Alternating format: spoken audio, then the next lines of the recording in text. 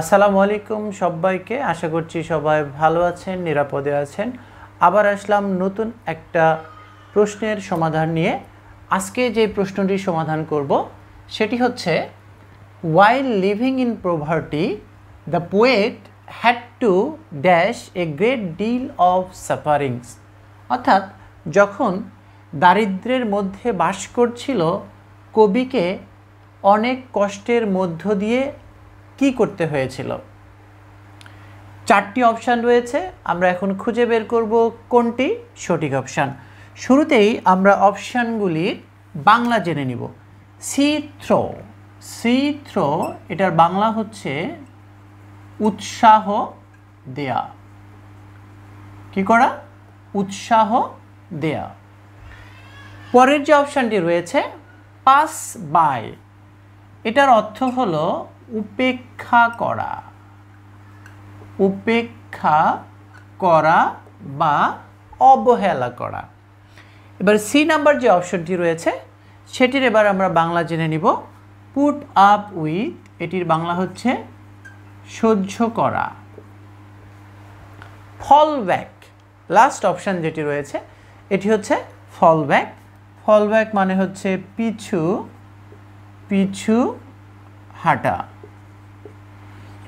পিছু হটা। এই হলো আমাদের চারটি অপশানের বাংলা। প্রথমটি হচ্ছে সি থ্রো, উৎসাহ দেওয়া। পাস বাই, উপেক্ষা করা। পুট আপ উইথ, সহ্য করা। এবং লাস্ট ওয়ান হচ্ছে ফল ব্যাক, পিছু হটা। এখন আমরা চেষ্টা করব এই প্রতিটি অপশান এই শূন্যস্থানে ব্যবহার করে দেখার যে আসলে কোনটি এখানে সঠিক হবে। তো এখানে যখন দারিদ্র্যের মধ্যে বাস করছিল কবি, তখন অনেক কষ্টের মধ্য দিয়ে, এখানে যদি আমরা ব্যবহার করি সি থ্রো, তাহলে কি হবে? অনেক কষ্টের মধ্য দিয়ে উৎসাহিত করতে হয়েছিল। আসলে এটি কিন্তু মিনিংফুল একটা বাক্য হচ্ছে না, কাজেই এই উত্তরটি সঠিক নয়, এটি হচ্ছে একটা ভুল উত্তর। এবার পরের অপশানটি আমরা শূন্যস্থানে বসাবো। পাস বাই, উপেক্ষা করা। যখন দারিদ্র্যের মধ্যে বাস করছিল তখন কবি অনেক কষ্টকে কি করেছিল? উপেক্ষা করেছিল। আসলে কষ্টকে সে উপেক্ষা করতে হয়েছিল তাকে। আসলে এটিও মিনিংফুল হচ্ছে না, এই কারণে এটিও ভুল উত্তর। এবার আমরা পরের যে দুটি অপশন রয়েছে, পুট আপ উইথ, সহ্য করা, আর একটা হচ্ছে ফল ব্যাক, পিছু হাঁটা। এই দুটি অপশনের মধ্যে যে কোনো একটি হবে সঠিক উত্তর। এবার আমরা চেষ্টা করব কোনটি আসলে সঠিক সেটা বের করার জন্য। তাহলে while living in poverty the poet had to a great deal of sufferings, কবিকে তখন অনেক কষ্ট সহ্য করতে হয়েছিল। এবার এই পুট আপ উইথ যদি আমরা ব্যবহার করি তাহলে কিন্তু বাক্যটি মিনিংফুল হচ্ছে, কাজেই এখানে সঠিক উত্তরটি হবে পুট আপ উইথ। এবং পরের যে অপশানটি রয়েছে ডিয়ার লার্নার্স, এটির অর্থ হচ্ছে ফল ব্যাক, পিছু হাঁটা।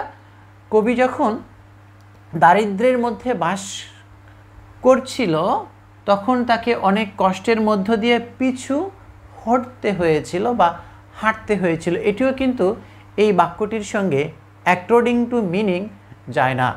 আশা করছি ডিয়ার লার্নার্স আপনারা বুঝতে পেরেছেন যে আসলে এই প্রশ্নের সঠিক উত্তরটি কী হবে।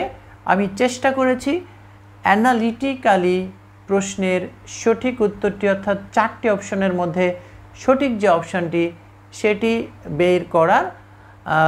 ডিয়ার ভিউয়ার্স, এই জাতীয় ইংরেজি বিষয়ক আরও খুঁটিনাটি ভিডিও যদি পেতে চান তাহলে অবশ্যই এই পেজটিতে ফলো দিয়ে সঙ্গেই থাকবেন এবং ভিডিওটি শেয়ার করে বন্ধু বান্ধবদের দেখার সুযোগ করে দেবেন। আবার দেখা হবে নতুন কোনো ভিডিওতে। সেই পর্যন্ত সবাই ভালো থাকবেন, সুস্থ থাকবেন, এই কামনায় খোদা হাফেজ।